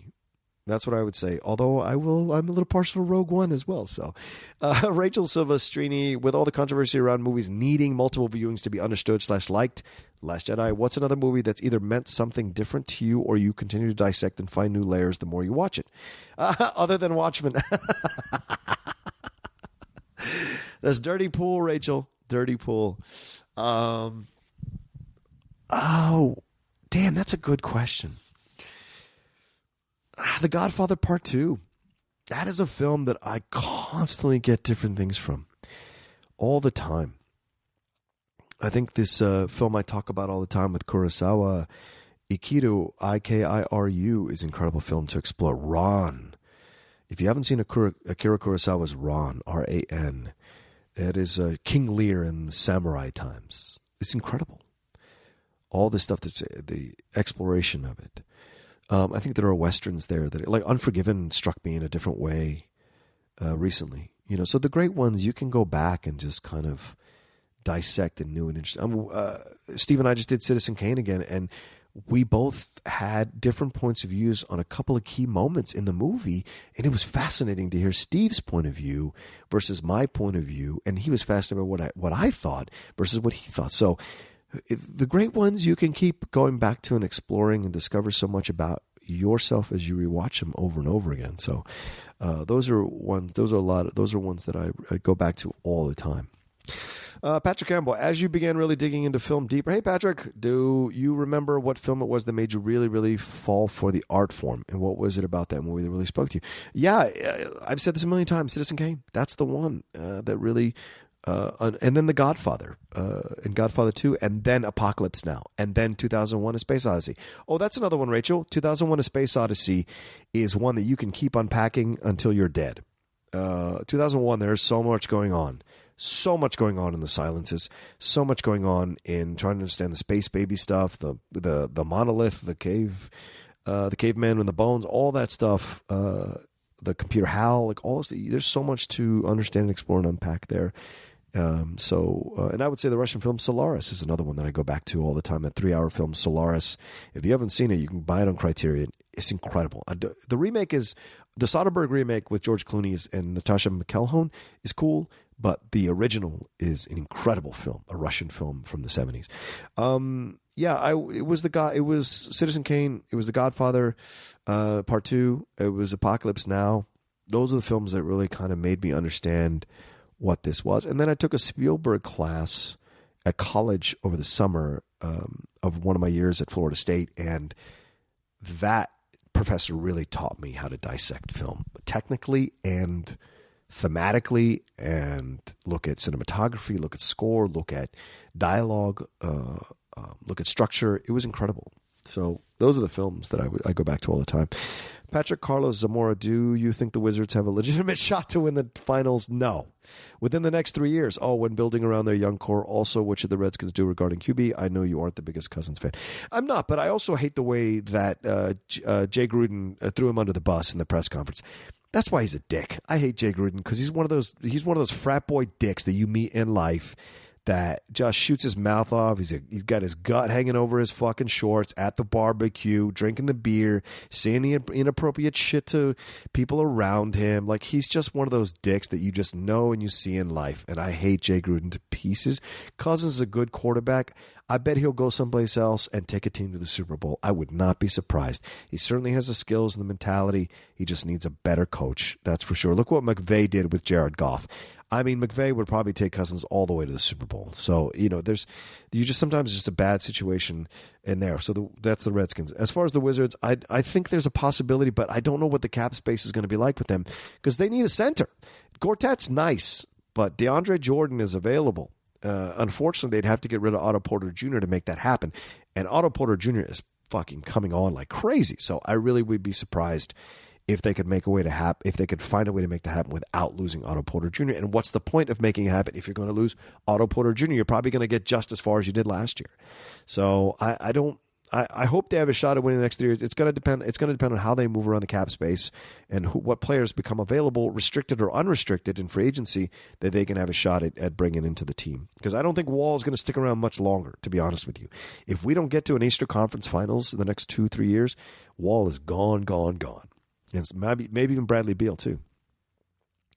Danny Kurtz, which comedy film is your favorite and why? Oh, that's really tough. There's so many comedies I enjoy. Stupid comedies, fun comedies, intelligent comedies. I don't think I can answer that, to be honest with you. It's a mad world jumps out at me. Caddyshack jumps out at me. I love Caddyshack to pieces. The Blues Brothers is funny. It's more sweet funny, the Blues Brothers. Animal House is funny. What else? Liar Liar. I really like Liar Liar. I just enjoy Liar Liar to pieces, the Jim Carrey film. It's such a good film. Michael Shea. Hey, Michael, any chance we'll ever see Matt Nost on the Cinephiles? How about Steve Morrison? Why do you people keep asking about this? Of course it's going to happen. Do you think I'm stopping this from happening? It's just a matter of circumstances. It's a matter of situation. So I appreciate the question, Michael, but like 500 people ask me this on Twitter and all this, and I'm like, yes, it's going to happen. We're just trying to figure out lists that make sense. Lists that Steve could come on and do stuff, or Matt could come on the Cinephiles and talk about a certain movie. And once that pops up organically, then we'll make it happen. That's just how it works. It's not like I'm not trying to stop it from happening. So I'm sure it'll happen in the next few months. That's what I would say, in the next few months or next few weeks even. Justin McDonald, hey John, big fan from Northwest Virginia, Winchester. Hey, I know Winchester. I've driven through that many times. My two questions is what are your quick thoughts on Scott Cooper's Hostiles? It's fantastic, but it's dark as fuck. That's what I'll tell you. It's dark. It's so dark. There's not a moment of levity. So if you're going to go in and watch this movie, just understand there's not a damn moment of levity. But it's an incredible exploration of a man's journey to forgiveness on both sides. So that's all I'll say.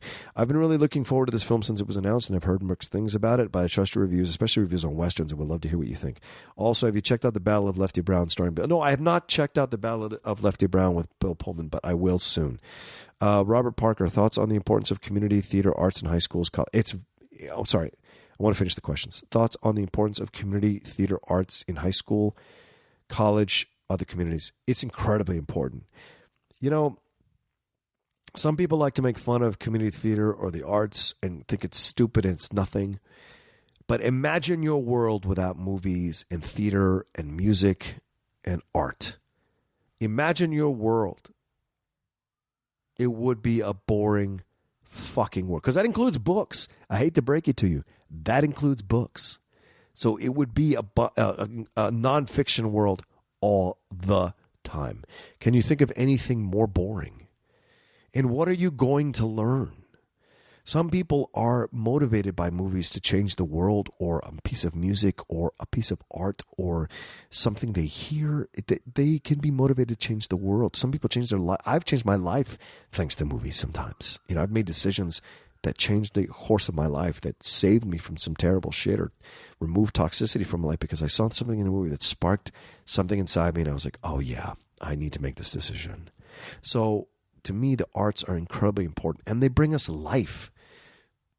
Are they the most self-important? Are they the most important things in the world? No, but they're incredibly important. Do I agree that, do we need art? Are actors more important than, there was a whole thing with 9/11, what's the frivolity of movies? And it's such bullshit. We all need escape from sadness and death and destruction and depression and terrible things, and that's what movies provide. They are a place for us to go laugh, to cry, to lose ourselves, to have cathartic experiences.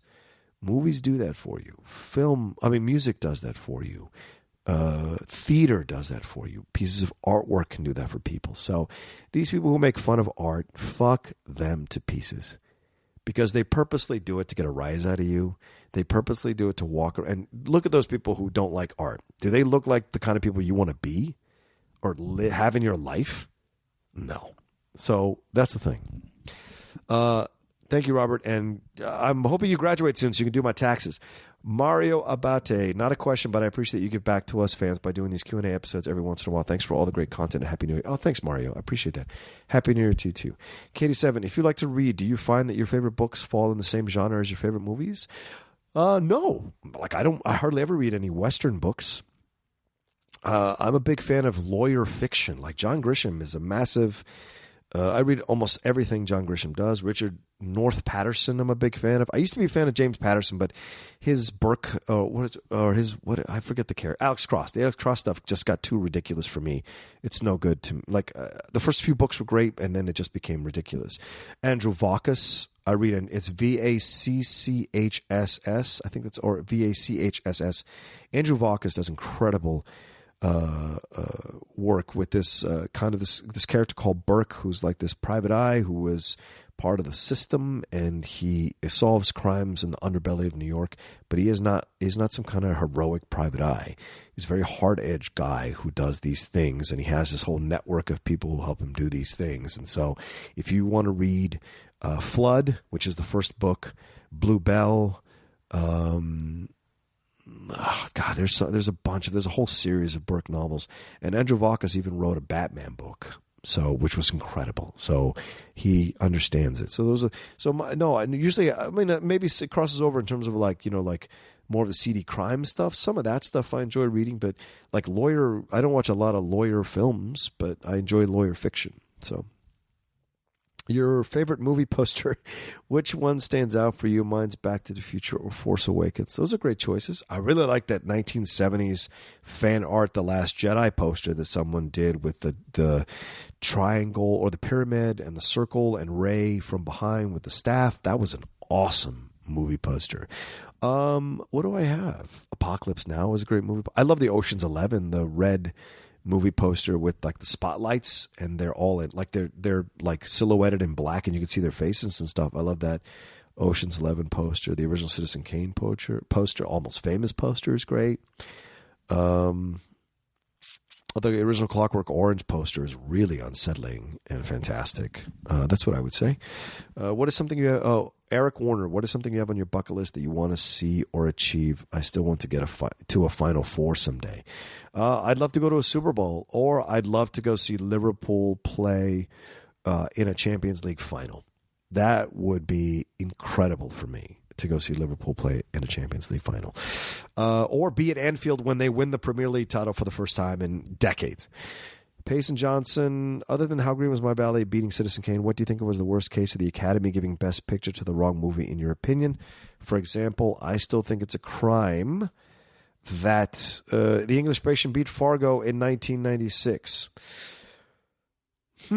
That's a good question. I got to look that up. Let me look it up real quick. Because I don't think it's a crime. I don't think it's a crime that The English Patient won. I love The English Patient. So you're barking up the wrong tree with me, to be honest with you. I love The English Patient. I think it deserved it. I think most recently, Zero Dark 30 deserved it over Argo. That's for sure, in my opinion. I think Raging Bull should have won over Ordinary People. I do think The Social Network should have won over The King's Speech. I think The King's Speech is a good film, and I know Matt loves The King's Speech. Matt knows. But I absolutely think The Social Network is a film that still resonates and works for a lot of people. I do think Goodfellas should have won over Dances with Wolves. Yeah, those are the ones. And you'll never hear me say that Saving Private Ryan should have won over Shakespeare in Love. I love Shakespeare in Love. It deserved its Oscar. And I know, come at me, bro. John Corona, can you have Mark Ellis on the show soon and talk about the NFL playoffs and the Super Bowl? I will once he recovers. If you've seen Mark Ellis on Twitter, he is near death with the chandeliers above him. He's the IV fluids and everything like that. So let's see. How did you and Stephen Hillman, how did you and Matt Nose come together? Oh yeah, there's a lot of basically Christian and Mark put us together. We met over a series of breakfasts and we found we had a good connection, and then we created the show. Dylan Jameson, hey Outlaw, my question is about dating advice. Oh, all right, Dylan, what you got? There's someone where I go to play pool that I've been told by her friends that she finds me cute, and a member of security has been trying to help out as well, talking me up and whatnot. But when I've asked about hanging out one day for coffee or something, I got a no. How can I turn that no into a yes? Interesting. So her friends tell you she thinks you're cute. The security guy has been talking you up. So here's two things may have happened. One, she may have gotten tired of waiting for you to finally make the move, and you like talking to her friends and having the security, instead of you taking the steps to ask her out, she may have thought that you don't have the stones. And that matters to a woman. Like, you've got to show that you want her and you like her and you're willing to be bold enough to ask her out. So that could have happened, that you took too long. That's certainly possible. So if you got to know about hanging out for coffee. Now, why'd you ask her? If you think she's cute, why'd you ask her for coffee? Ask her out on a date. Say you'd like to take her out to dinner and get to know her some more. Why did you ask her out to coffee? You know why? Because you were being safe. My friend, you do nothing in the world by being safe. You've got to put your balls on the line. Like they said in Jerry Maguire, right? That's how you do it. You put your balls out in the wind. That's what I would tell you. That's what you got to do. You got to be, I don't mean you got to be aggressive or you got to be, none of that shit. I'm saying you got to be bold. And by bold, I mean, yeah, you're nervous, you're scared, or you're worried she might say no. What's the worst that can happen? She says no. So what? There are other women who will say yes. But you, this is, once again, this is about self-confidence, self-esteem, self-worth. You know what you bring to the table. So you walk up to, you're not saying like, oh, you should be thankful that I asked you out. No, I'm not saying that. That's bullshit too. I'm saying have enough confidence in yourself to, if you like her, you think she's cute, Maybe her friends told you she thinks you're cute. Great. Walk up to her and say, hey, I really, like my name is blah, blah, blah, or whatever you want to say, because I'm sure you can find a reason for why you want to talk to her, and then say, hey, I'd really like to take you out to dinner. I'd like to get to know you more. That's it. And if she says no, okay, no. You can ask her why. And if she says, I'm not interested, then great. She's made her decision. Then the ball's in her court to reopen the door to you. And you go, got it. And you walk away. If you tell her friends, I don't know why she said no. Why'd she say no? Then she thinks you're thinking too much about it. But if you have self-worth, self-confidence, it doesn't matter that she says no. Because you're still you. And you still have value. So if she says no and she's like, well, I'm not ready or it's not the right time or whatever, that's different. Then you ask again a little bit later. But if you really like her, then I'd say like you could, if she said no and you could tell she wasn't sure about saying no, then maybe a week later ask her out again, and then see what she says. And if she still says no, then you're done. There's nothing more you can do. You move on. Sarah Haas, a question in 3 parts. Jesus, how are you today? I'm all right. What was it like to make the transition from, I believe, part-time to full-time with Collider? Yeah, I was freelance, and then I became full-time, yes. It's been scary. It was scary, of course. I mean, there was comfort in Universal Studios, but it's not what I wanted to do. So what is something you're looking forward to in 2018? Leaving even more of a legacy of what I'm doing, and to know that you guys get inspired by the things that I do or try to accomplish in life because you've been following my journey. It means a lot. So for me, it would be like accomplishing even more of what I'm trying to do, getting even further to where I want to be, which is hosting my own show on one of these big networks like Fandango or Access Hollywood, or any number of outlets that are big outlets that can pay me, or not pay me, what I want to say, that can, kind of be the next step. So, but I'm enjoying where I'm at, and I'm still building, I'm still learning. So I'm a long way from that. So for me, I'd like to be better by the end of 2018 than I was at the beginning of 2018 as both a producer, a writer, a host, and a personality.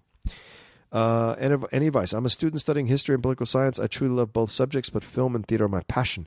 How do I keep both academics and passion in my life?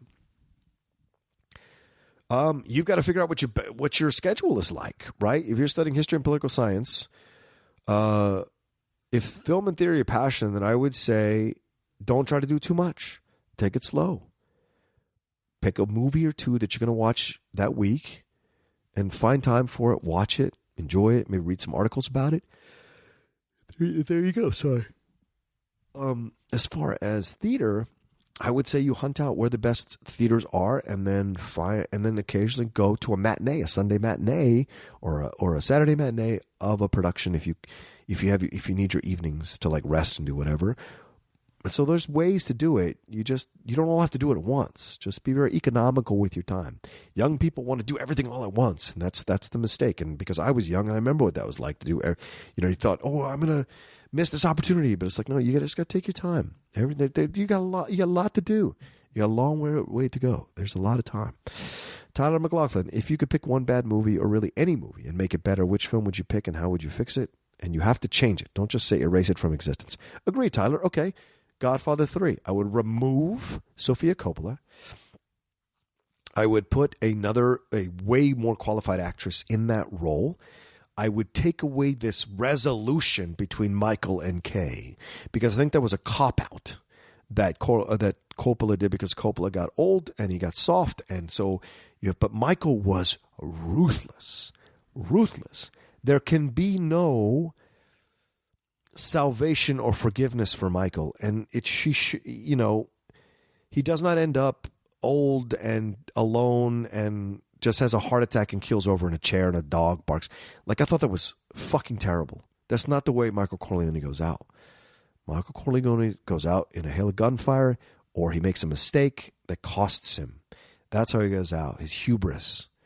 Because Michael is a tragic figure. Because his arrogance, his how would I say this? His belief that he was right in every situation, and his violence. Remember in Godfather II, he slaps Kay. What's the consequence for that? That he gets to make jokes about putting a knife to his throat in Godfather III? That's ridiculous. There should have been the darker film. There should have been a young director who did Godfather III and brought those characters to life and gave them the deserved ending that they like. I thought Talia Shire's that storyline was fantastic. From 1, 2, and 3, that's a great storyline. That was completely believable that Connie would end up being kind of like the matron of the family. That was awesome because she took her mother's spot. That was great. But Michael killed his brother. I'm sorry. You can't complain about spoilers in a film that's 47 years. I'm sorry. You just can't. Michael had his brother killed. Michael slapped his wife, who had their child aborted. Michael had so many people killed. So why does Michael get to kind of have this resolution with Kay and, help his son accomplish the opera stuff? Bullshit. Michael is building an empire. So his hubris should be his downfall, not, resolution. So that's why I would change it.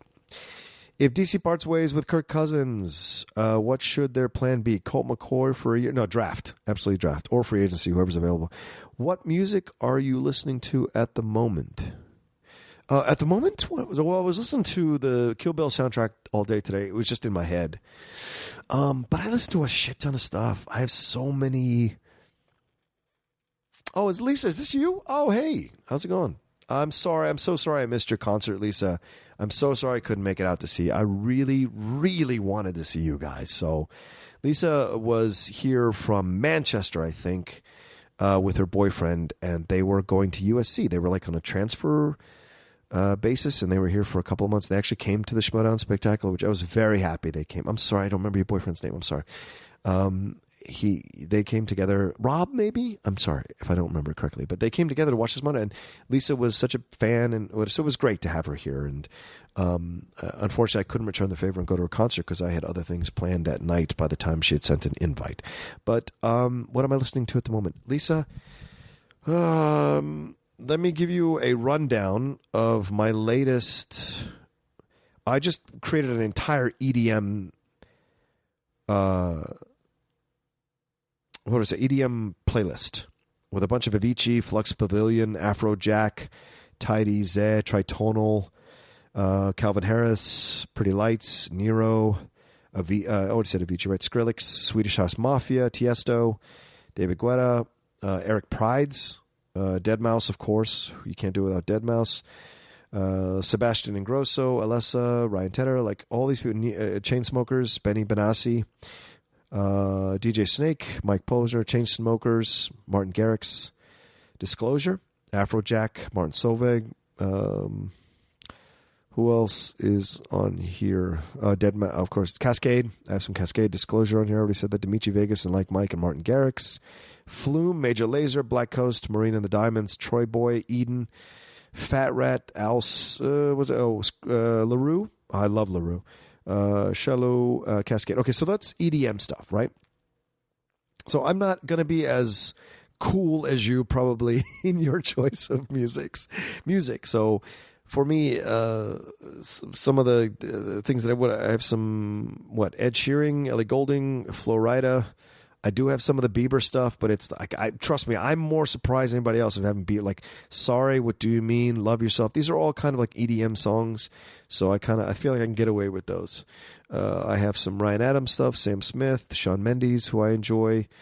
What else? Walk the Moon, The Weeknd. Some Zed stuff. Charlie Puth, I have. Bruno Mars, Afrojack, Adele, Coldplay, John Mayer. I feel like I'm doing the guy, Samuel L. Jackson, Do the Right Thing. All right.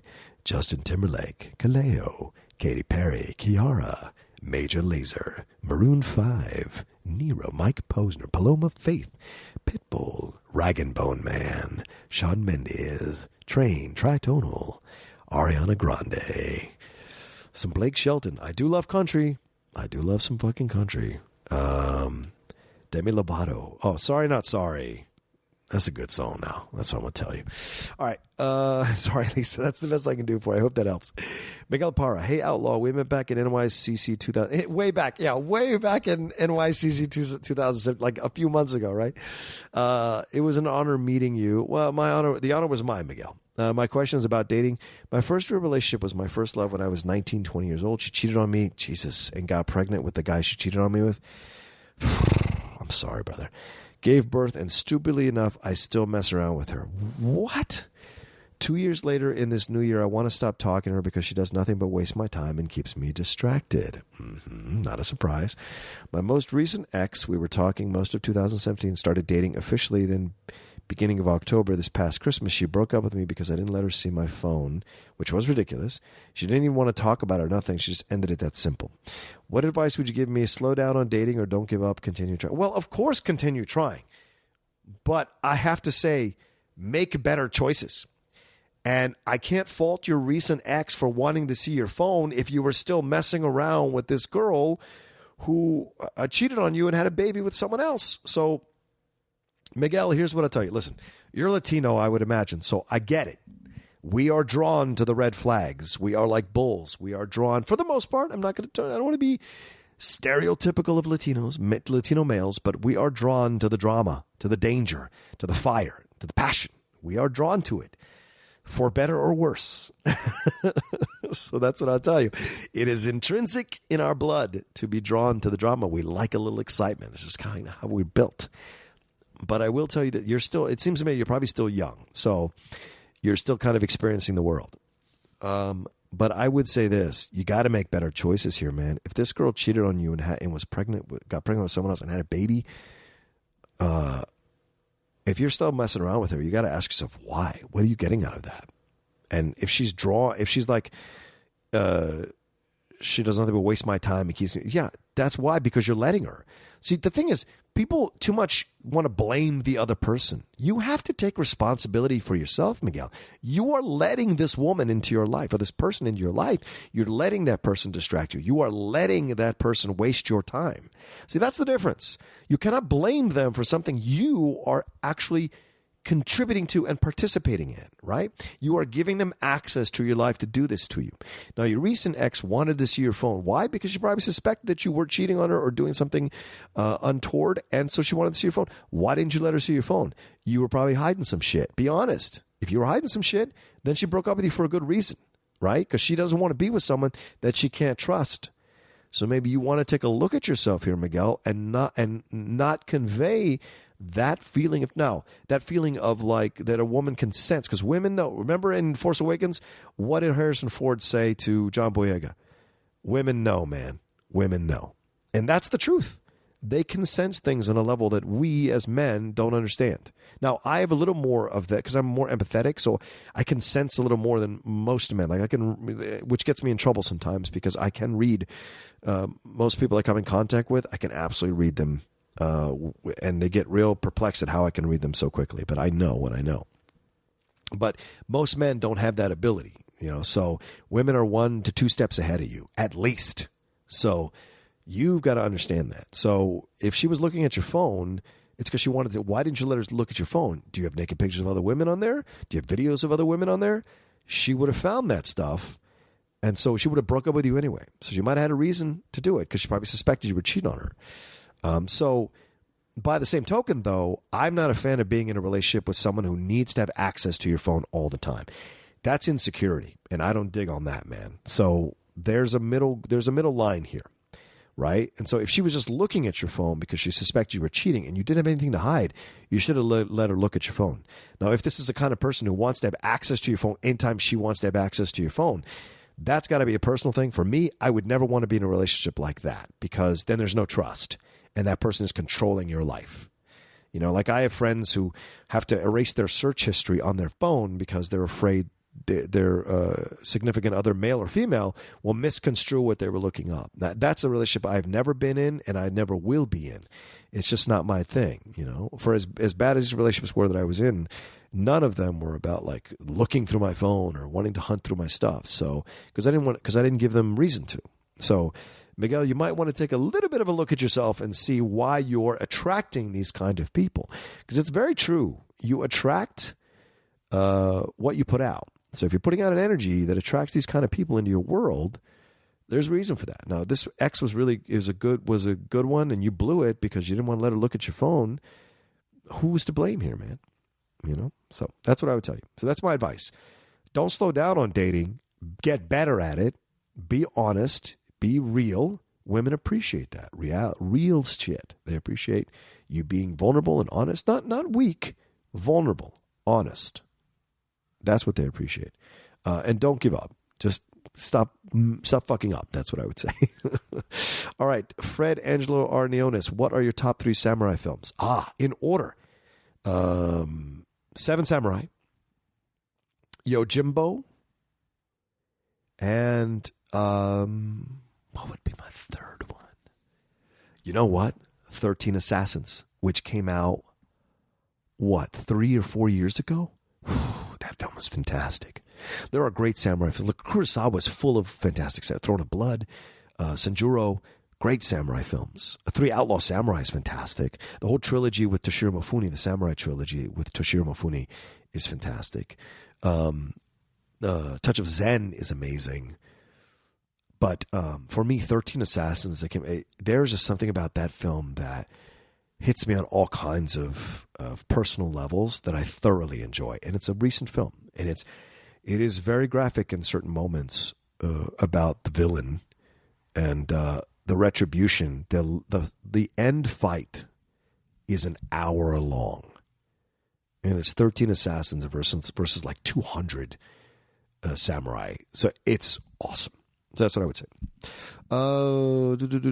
Drew Rieger, no question, just showing some love for Outlaw Nation. Oh, thanks, Drew. Much love back to you, son. Payson Johnson, what are your thoughts on Andrew Ghai claiming you're his father?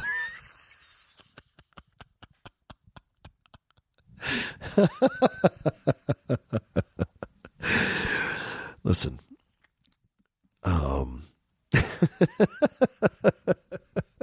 I don't know why that's funny to me tonight. I don't know. It's such a simple question, but it is funny. My thoughts are, Andrew isn't the only one who's been claiming. I've been part of this too. So I personally enjoy this storyline. I think it's funny.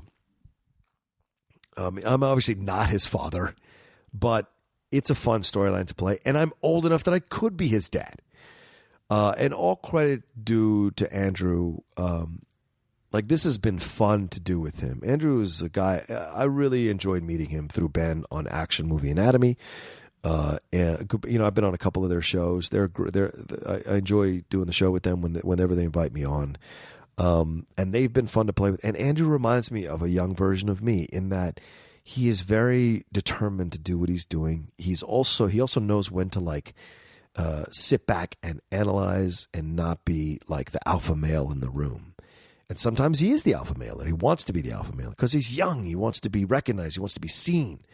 So I respect that. I remember being that young. I remember wanting to be that way, And so for me, it's fun to do this whole thing with him. And the fans get into it too, which is great. So it all works out. So those are my thoughts. But the finger painting incident, we're going to have to talk about at some point because that's the reason why I left him and his mom. I just couldn't do it anymore. The kid was difficult to control and to handle. He was quaffing his hair at 4 years old. I don't know what to do with that. I didn't know what to do with that. He was hitting on women twice his age. He was just too advanced. And I couldn't handle raising a child like that. So I left him with his mother, and I had to go and find my own way in the world. So that's what I would tell you. But I really enjoy Andrew. John Mariano, would you rather binge a great TV show or go to the theater to see a great movie? Ooh. Fuck, that's a great question. Would I rather binge a great TV show or go to the theater to see a great movie? I have to say go to a theater and see a great movie.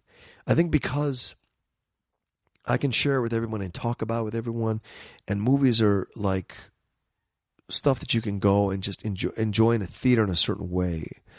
TV shows you can get to, but for me, there's something about seeing movies in a theater that are, because it's limited amount of time that it's going to be in a theater, and you get the full experience, audio and visual wise.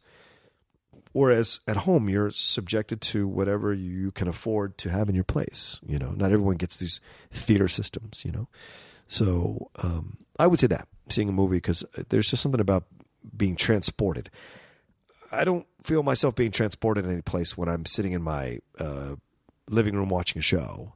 I enjoy the show. I can be there in the show viscerally, but a movie, I can lose myself in a theater and think I'm actually in the world of them because it's dark and, the only thing I see is a screen in front of me. And so I can disappear into that world. And I'm one of those movie watchers that becomes very involved in the film I'm watching viscerally. So to me, that's what I would say. All right, so that's all your questions. Thank you so much, everybody, for your questions, and I hope I answered them as well as I could. It was a pleasure to read them all and to try to answer them all. I hope if any of you are still with me listening, thank you so much. I know that was a lot to talk about, a lot of content, so thanks for listening to me on the SK Plus podcast channel. So many great episodes on this, shows on this channel. The Don't Be a Beardo, The Wanger Show, Meaning Of, critically acclaimed now with Whitney and William Bibiani. Don't Be a Beardo, the Schmoedown Rundown, the After Schmo Show. There's so much about, so many, and of course, Top 10 Show with Matt and I every Tuesday at midnight. So, like Monday turning into Tuesday at midnight, we drop a new episode every week. So thanks so much for listening to SK Plus podcast channel, and leave us comments and ratings and all those things you're supposed to do on Apple and on iTunes, because they really help us to build the brand and to create more visibility for the network and for all our shows. The rising tide lifts all boats, and that's what's important. So I want to thank you all in the Outlaw Nation for listening to this episode. I look forward to more episodes coming up this next few weeks.